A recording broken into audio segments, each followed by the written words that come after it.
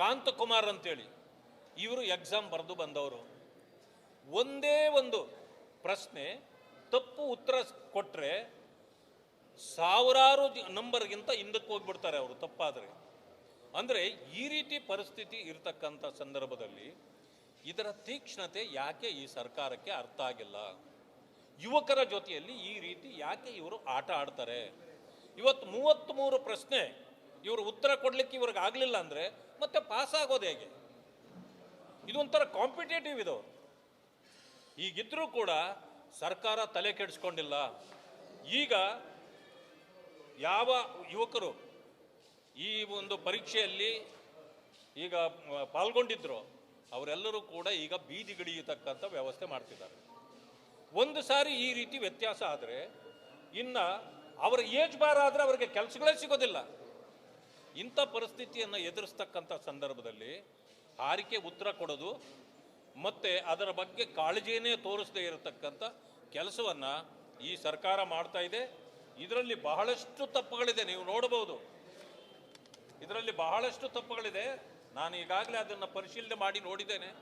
ಆದ್ದರಿಂದ ಇಂಗ್ಲೀಷ್ನಲ್ಲಿ ಇರ್ತಕ್ಕಂಥ ಪ್ರಶ್ನೆಯ ಅರ್ಥವೇ ಬೇರೆ, ಕನ್ನಡದಲ್ಲಿ ಇರ್ತಕ್ಕಂಥ ಪ್ರಶ್ನೆಯ ಅರ್ಥವೇ ಬೇರೆ.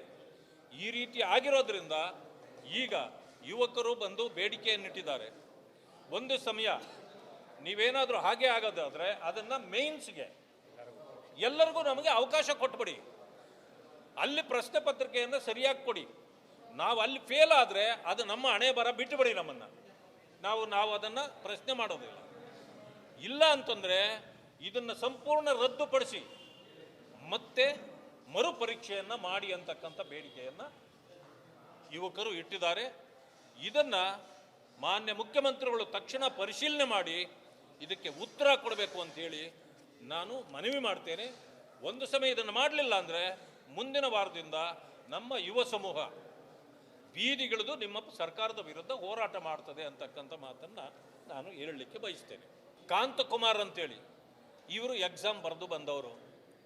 ಒಂದೇ ಒಂದು ಪ್ರಶ್ನೆ ತಪ್ಪು ಉತ್ತರ ಕೊಟ್ಟರೆ ಸಾವಿರಾರು ನಂಬರ್ಗಿಂತ ಹಿಂದಕ್ಕೆ ಹೋಗ್ಬಿಡ್ತಾರೆ ಅವರು ತಪ್ಪಾದರೆ. ಅಂದರೆ ಈ ರೀತಿ ಪರಿಸ್ಥಿತಿ ಇರತಕ್ಕಂಥ ಸಂದರ್ಭದಲ್ಲಿ ಇದರ ತೀಕ್ಷ್ಣತೆ ಯಾಕೆ ಈ ಸರ್ಕಾರಕ್ಕೆ ಅರ್ಥ ಆಗಿಲ್ಲ? ಯುವಕರ ಜೊತೆಯಲ್ಲಿ ಈ ರೀತಿ ಯಾಕೆ ಇವರು ಆಟ ಆಡ್ತಾರೆ? ಇವತ್ತು 33 ಪ್ರಶ್ನೆ ಇವರು ಉತ್ತರ ಕೊಡಲಿಕ್ಕೆ ಇವ್ರಿಗೆ ಆಗಲಿಲ್ಲ ಅಂದರೆ ಮತ್ತೆ ಪಾಸ್ ಆಗೋದು ಹೇಗೆ? ಇದೊಂಥರ ಕಾಂಪಿಟೇಟಿವ್ ಇದು. ಈಗಿದ್ರೂ ಕೂಡ ಸರ್ಕಾರ ತಲೆ ಕೆಡಿಸ್ಕೊಂಡಿಲ್ಲ. ಈಗ ಯಾವ ಯುವಕರು ಈ ಒಂದು ಪರೀಕ್ಷೆಯಲ್ಲಿ ಈಗ ಪಾಲ್ಗೊಂಡಿದ್ರು ಅವರೆಲ್ಲರೂ ಕೂಡ ಈಗ ಬೀದಿಗಿಳಿಯತಕ್ಕಂಥ ವ್ಯವಸ್ಥೆ ಮಾಡ್ತಿದ್ದಾರೆ. ಒಂದು ಸಾರಿ ಈ ರೀತಿ ವ್ಯತ್ಯಾಸ ಆದರೆ ಇನ್ನು ಅವರ ಏಜ್ ಬಾರ್ ಆದರೆ ಅವರಿಗೆ ಕೆಲಸಗಳೇ ಸಿಗೋದಿಲ್ಲ. ಇಂಥ ಪರಿಸ್ಥಿತಿಯನ್ನು ಎದುರಿಸ್ತಕ್ಕಂಥ ಸಂದರ್ಭದಲ್ಲಿ ಹಾರಿಕೆ ಉತ್ತರ ಕೊಡೋದು ಮತ್ತು ಅದರ ಬಗ್ಗೆ ಕಾಳಜಿಯೇ ತೋರಿಸದೇ ಇರತಕ್ಕಂಥ ಕೆಲಸವನ್ನು ಈ ಸರ್ಕಾರ ಮಾಡ್ತಾ ಇದೆ. ಇದರಲ್ಲಿ ಬಹಳಷ್ಟು ತಪ್ಪುಗಳಿದೆ, ನೀವು ನೋಡಬಹುದು. ಇದರಲ್ಲಿ ಬಹಳಷ್ಟು ತಪ್ಪುಗಳಿದೆ. ನಾನು ಈಗಾಗಲೇ ಅದನ್ನು ಪರಿಶೀಲನೆ ಮಾಡಿ ನೋಡಿದ್ದೇನೆ. ಆದ್ದರಿಂದ ಇಂಗ್ಲೀಷ್ನಲ್ಲಿ ಇರ್ತಕ್ಕಂಥ ಪ್ರಶ್ನೆಯ ಅರ್ಥವೇ ಬೇರೆ, ಕನ್ನಡದಲ್ಲಿ ಇರ್ತಕ್ಕಂಥ ಪ್ರಶ್ನೆಯ ಅರ್ಥವೇ ಬೇರೆ. ಈ ರೀತಿ ಆಗಿರೋದ್ರಿಂದ ಈಗ ಯುವಕರು ಬಂದು ಬೇಡಿಕೆಯನ್ನಿಟ್ಟಿದ್ದಾರೆ. ಒಂದು ಸಮಯ ನೀವೇನಾದರೂ ಹಾಗೆ ಆಗೋದಾದರೆ ಅದನ್ನು ಮೇನ್ಸ್ಗೆ ಎಲ್ಲರಿಗೂ ನಮಗೆ ಅವಕಾಶ ಕೊಟ್ಬಿಡಿ. ಅಲ್ಲಿ ಪ್ರಶ್ನೆ ಪತ್ರಿಕೆಯನ್ನು ಸರಿಯಾಗಿ ಕೊಡಿ. ನಾವು ಅಲ್ಲಿ ಫೇಲ್ ಆದರೆ ಅದು ನಮ್ಮ ಹಣೆ ಬರ ಬಿಟ್ಟುಬಿಡಿ, ನಮ್ಮನ್ನು ನಾವು ಅದನ್ನು ಪ್ರಶ್ನೆ ಮಾಡೋದಿಲ್ಲ. ಇಲ್ಲ ಅಂತಂದರೆ ಇದನ್ನು ಸಂಪೂರ್ಣ ರದ್ದುಪಡಿಸಿ ಮತ್ತೆ ಮರುಪರೀಕ್ಷೆಯನ್ನು ಮಾಡಿ ಅಂತಕ್ಕಂಥ ಬೇಡಿಕೆಯನ್ನು ಯುವಕರು ಇಟ್ಟಿದ್ದಾರೆ. ಇದನ್ನು ಮಾನ್ಯ ಮುಖ್ಯಮಂತ್ರಿಗಳು ತಕ್ಷಣ ಪರಿಶೀಲನೆ ಮಾಡಿ ಇದಕ್ಕೆ ಉತ್ತರ ಕೊಡಬೇಕು ಅಂತೇಳಿ ನಾನು ಮನವಿ ಮಾಡ್ತೇನೆ. ಒಂದು ಸಮಯ ಇದನ್ನು ಮಾಡಲಿಲ್ಲ ಅಂದರೆ ಮುಂದಿನ ವಾರದಿಂದ ನಮ್ಮ ಯುವ ಸಮೂಹ ಬೀದಿಗಿಳಿದು ನಿಮ್ಮ ಸರ್ಕಾರದ ವಿರುದ್ಧ ಹೋರಾಟ ಮಾಡ್ತದೆ ಅಂತಕ್ಕಂಥ ಮಾತನ್ನು ನಾನು ಹೇಳಲಿಕ್ಕೆ ಬಯಸ್ತೇನೆ. ಕಾಂತಕುಮಾರ್ ಅಂತೇಳಿ ಇವರು ಎಕ್ಸಾಮ್ ಬರೆದು ಬಂದವರು. ಒಂದೇ ಒಂದು ಪ್ರಶ್ನೆ ತಪ್ಪು ಉತ್ತರ ಕೊಟ್ಟರೆ ಸಾವಿರಾರು ನಂಬರ್ಗಿಂತ ಹಿಂದಕ್ಕೆ ಹೋಗ್ಬಿಡ್ತಾರೆ ಅವರು ತಪ್ಪಾದರೆ. ಅಂದರೆ ಈ ರೀತಿ ಪರಿಸ್ಥಿತಿ ಇರತಕ್ಕಂಥ ಸಂದರ್ಭದಲ್ಲಿ ಇದರ ತೀಕ್ಷ್ಣತೆ ಯಾಕೆ ಈ ಸರ್ಕಾರಕ್ಕೆ ಅರ್ಥ ಆಗಿಲ್ಲ? ಯುವಕರ ಜೊತೆಯಲ್ಲಿ ಈ ರೀತಿ ಯಾಕೆ ಇವರು ಆಟ ಆಡ್ತಾರೆ? ಇವತ್ತು 33 ಪ್ರಶ್ನೆ ಇವರು ಉತ್ತರ ಕೊಡ್ಲಿಕ್ಕೆ ಇವ್ರಿಗೆ ಆಗಲಿಲ್ಲ ಅಂದರೆ ಮತ್ತೆ ಪಾಸ್ ಆಗೋದು ಹೇಗೆ? ಇದೊಂಥರ ಕಾಂಪಿಟೇಟಿವ್ ಇದು. ಈಗಿದ್ರೂ ಕೂಡ ಸರ್ಕಾರ ತಲೆ ಕೆಡಿಸ್ಕೊಂಡಿಲ್ಲ.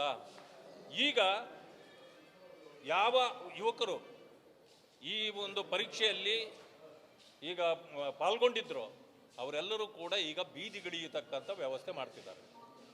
ಒಂದು ಸಾರಿ ಈ ರೀತಿ ವ್ಯತ್ಯಾಸ ಆದರೆ ಇನ್ನು ಅವರ ಏಜ್ ಬಾರ್ ಆದರೆ ಅವರಿಗೆ ಕೆಲಸಗಳೇ ಸಿಗೋದಿಲ್ಲ. ಇಂಥ ಪರಿಸ್ಥಿತಿಯನ್ನು ಎದುರಿಸ್ತಕ್ಕಂಥ ಸಂದರ್ಭದಲ್ಲಿ ಹಾರಿಕೆ ಉತ್ತರ ಕೊಡೋದು ಮತ್ತು ಅದರ ಬಗ್ಗೆ ಕಾಳಜಿಯೇ ತೋರಿಸದೇ ಇರತಕ್ಕಂಥ ಕೆಲಸವನ್ನು ಈ ಸರ್ಕಾರ ಮಾಡ್ತಾ ಇದೆ. ಇದರಲ್ಲಿ ಬಹಳಷ್ಟು ತಪ್ಪುಗಳಿದೆ, ನೀವು ನೋಡಬಹುದು. ಇದರಲ್ಲಿ ಬಹಳಷ್ಟು ತಪ್ಪುಗಳಿದೆ. ನಾನು ಈಗಾಗಲೇ ಅದನ್ನು ಪರಿಶೀಲನೆ ಮಾಡಿ ನೋಡಿದ್ದೇನೆ. ಆದ್ದರಿಂದ ಇಂಗ್ಲೀಷ್ನಲ್ಲಿ ಇರ್ತಕ್ಕಂಥ ಪ್ರಶ್ನೆಯ ಅರ್ಥವೇ ಬೇರೆ, ಕನ್ನಡದಲ್ಲಿ ಇರ್ತಕ್ಕಂಥ ಪ್ರಶ್ನೆಯ ಅರ್ಥವೇ ಬೇರೆ. ಈ ರೀತಿ ಆಗಿರೋದ್ರಿಂದ ಈಗ ಯುವಕರು ಬಂದು ಬೇಡಿಕೆಯನ್ನಿಟ್ಟಿದ್ದಾರೆ. ಒಂದು ಸಮಯ ನೀವೇನಾದರೂ ಹಾಗೆ ಆಗೋದಾದರೆ ಅದನ್ನು ಮೇನ್ಸ್ಗೆ ಎಲ್ಲರಿಗೂ ನಮಗೆ ಅವಕಾಶ ಕೊಟ್ಬಿಡಿ. ಅಲ್ಲಿ ಪ್ರಶ್ನೆ ಪತ್ರಿಕೆಯನ್ನು ಸರಿಯಾಗಿ ಕೊಡಿ. ನಾವು ಅಲ್ಲಿ ಫೇಲ್ ಆದರೆ ಅದು ನಮ್ಮ ಹಣೆ ಬರ ಬಿಟ್ಟುಬಿಡಿ, ನಮ್ಮನ್ನು ನಾವು ಅದನ್ನು ಪ್ರಶ್ನೆ ಮಾಡೋದಿಲ್ಲ. ಇಲ್ಲ ಅಂತಂದರೆ ಇದನ್ನು ಸಂಪೂರ್ಣ ರದ್ದುಪಡಿಸಿ ಮತ್ತೆ ಮರುಪರೀಕ್ಷೆಯನ್ನು ಮಾಡಿ ಅಂತಕ್ಕಂಥ ಬೇಡಿಕೆಯನ್ನು ಯುವಕರು ಇಟ್ಟಿದ್ದಾರೆ. ಇದನ್ನು ಮಾನ್ಯ ಮುಖ್ಯಮಂತ್ರಿಗಳು ತಕ್ಷಣ ಪರಿಶೀಲನೆ ಮಾಡಿ ಇದಕ್ಕೆ ಉತ್ತರ ಕೊಡಬೇಕು ಅಂತೇಳಿ ನಾನು ಮನವಿ ಮಾಡ್ತೇನೆ. ಒಂದು ಸಮಯ ಇದನ್ನು ಮಾಡಲಿಲ್ಲ ಅಂದರೆ ಮುಂದಿನ ವಾರದಿಂದ ನಮ್ಮ ಯುವ ಸಮೂಹ ಬೀದಿಗಿಳಿದು ನಿಮ್ಮ ಸರ್ಕಾರದ ವಿರುದ್ಧ ಹೋರಾಟ ಮಾಡ್ತದೆ ಅಂತಕ್ಕಂಥ ಮಾತನ್ನು ನಾನು ಹೇಳಲಿಕ್ಕೆ ಬಯಸ್ತೇನೆ. ಕಾಂತಕುಮಾರ್ ಅಂತೇಳಿ ಇವರು ಎಕ್ಸಾಮ್ ಬರೆದು ಬಂದವರು. ಒಂದೇ ಒಂದು ಪ್ರಶ್ನೆ ತಪ್ಪು ಉತ್ತರ ಕೊಟ್ಟರೆ ಸಾವಿರಾರು ನಂಬರ್ಗಿಂತ ಹಿಂದಕ್ಕೆ ಹೋಗ್ಬಿಡ್ತಾರೆ ಅವರು ತಪ್ಪಾದರೆ. ಅಂದರೆ ಈ ರೀತಿ ಪರಿಸ್ಥಿತಿ ಇರತಕ್ಕಂಥ ಸಂದರ್ಭದಲ್ಲಿ ಇದರ ತೀಕ್ಷ್ಣತೆ ಯಾಕೆ ಈ ಸರ್ಕಾರಕ್ಕೆ ಅರ್ಥ ಆಗಿಲ್ಲ? ಯುವಕರ ಜೊತೆಯಲ್ಲಿ ಈ ರೀತಿ ಯಾಕೆ ಇವರು ಆಟ ಆಡ್ತಾರೆ? ಇವತ್ತು 33 ಪ್ರಶ್ನೆ ಇವರು ಉತ್ತರ ಕೊಡಲಿಕ್ಕೆ ಇವ್ರಿಗೆ ಆಗಲಿಲ್ಲ ಅಂದರೆ ಮತ್ತೆ ಪಾಸ್ ಆಗೋದು ಹೇಗೆ? ಇದೊಂಥರ ಕಾಂಪಿಟೇಟಿವ್ ಇದು. ಈಗಿದ್ರೂ ಕೂಡ ಸರ್ಕಾರ ತಲೆ ಕೆಡಿಸ್ಕೊಂಡಿಲ್ಲ.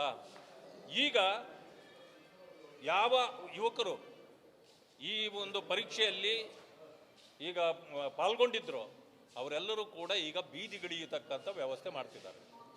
ಒಂದು ಸಾರಿ ಈ ರೀತಿ ವ್ಯತ್ಯಾಸ ಆದರೆ ಇನ್ನು ಅವರ ಏಜ್ ಬಾರ್ ಆದರೆ ಅವರಿಗೆ ಕೆಲಸಗಳೇ ಸಿಗೋದಿಲ್ಲ. ಇಂಥ ಪರಿಸ್ಥಿತಿಯನ್ನು ಎದುರಿಸ್ತಕ್ಕಂಥ ಸಂದರ್ಭದಲ್ಲಿ ಹಾರಿಕೆ ಉತ್ತರ ಕೊಡೋದು ಮತ್ತು ಅದರ ಬಗ್ಗೆ ಕಾಳಜಿಯೇ ತೋರಿಸದೇ ಇರತಕ್ಕಂಥ ಕೆಲಸವನ್ನು ಈ ಸರ್ಕಾರ ಮಾಡ್ತಾ ಇದೆ. ಇದರಲ್ಲಿ ಬಹಳಷ್ಟು ತಪ್ಪುಗಳಿದೆ, ನೀವು ನೋಡಬಹುದು. ಇದರಲ್ಲಿ ಬಹಳಷ್ಟು ತಪ್ಪುಗಳಿದೆ. ನಾನು ಈಗಾಗಲೇ ಅದನ್ನು ಪರಿಶೀಲನೆ ಮಾಡಿ ನೋಡಿದ್ದೇನೆ. ಆದ್ದರಿಂದ ಇಂಗ್ಲೀಷ್ನಲ್ಲಿ ಇರ್ತಕ್ಕಂಥ ಪ್ರಶ್ನೆಯ ಅರ್ಥವೇ ಬೇರೆ, ಕನ್ನಡದಲ್ಲಿ ಇರ್ತಕ್ಕಂಥ ಪ್ರಶ್ನೆಯ ಅರ್ಥವೇ ಬೇರೆ. ಈ ರೀತಿ ಆಗಿರೋದ್ರಿಂದ ಈಗ ಯುವಕರು ಬಂದು ಬೇಡಿಕೆಯನ್ನಿಟ್ಟಿದ್ದಾರೆ. ಒಂದು ಸಮಯ ನೀವೇನಾದರೂ ಹಾಗೆ ಆಗೋದಾದರೆ ಅದನ್ನು ಮೇನ್ಸ್ಗೆ ಎಲ್ಲರಿಗೂ ನಮಗೆ ಅವಕಾಶ ಕೊಟ್ಬಿಡಿ. ಅಲ್ಲಿ ಪ್ರಶ್ನೆ ಪತ್ರಿಕೆಯನ್ನು ಸರಿಯಾಗಿ ಕೊಡಿ. ನಾವು ಅಲ್ಲಿ ಫೇಲ್ ಆದರೆ ಅದು ನಮ್ಮ ಹಣೆ ಬರ ಬಿಟ್ಟುಬಿಡಿ, ನಮ್ಮನ್ನು ನಾವು ಅದನ್ನು ಪ್ರಶ್ನೆ ಮಾಡೋದಿಲ್ಲ. ಇಲ್ಲ ಅಂತಂದರೆ ಇದನ್ನು ಸಂಪೂರ್ಣ ರದ್ದುಪಡಿಸಿ ಮತ್ತೆ ಮರುಪರೀಕ್ಷೆಯನ್ನು ಮಾಡಿ ಅಂತಕ್ಕಂಥ ಬೇಡಿಕೆಯನ್ನು ಯುವಕರು ಇಟ್ಟಿದ್ದಾರೆ. ಇದನ್ನು ಮಾನ್ಯ ಮುಖ್ಯಮಂತ್ರಿಗಳು ತಕ್ಷಣ ಪರಿಶೀಲನೆ ಮಾಡಿ ಇದಕ್ಕೆ ಉತ್ತರ ಕೊಡಬೇಕು ಅಂತೇಳಿ ನಾನು ಮನವಿ ಮಾಡ್ತೇನೆ. ಒಂದು ಸಮಯ ಇದನ್ನು ಮಾಡಲಿಲ್ಲ ಅಂದರೆ ಮುಂದಿನ ವಾರದಿಂದ ನಮ್ಮ ಯುವ ಸಮೂಹ ಬೀದಿಗಿಳಿದು ನಿಮ್ಮ ಸರ್ಕಾರದ ವಿರುದ್ಧ ಹೋರಾಟ ಮಾಡ್ತದೆ ಅಂತಕ್ಕಂಥ ಮಾತನ್ನು ನಾನು ಹೇಳಲಿಕ್ಕೆ ಬಯಸ್ತೇನೆ.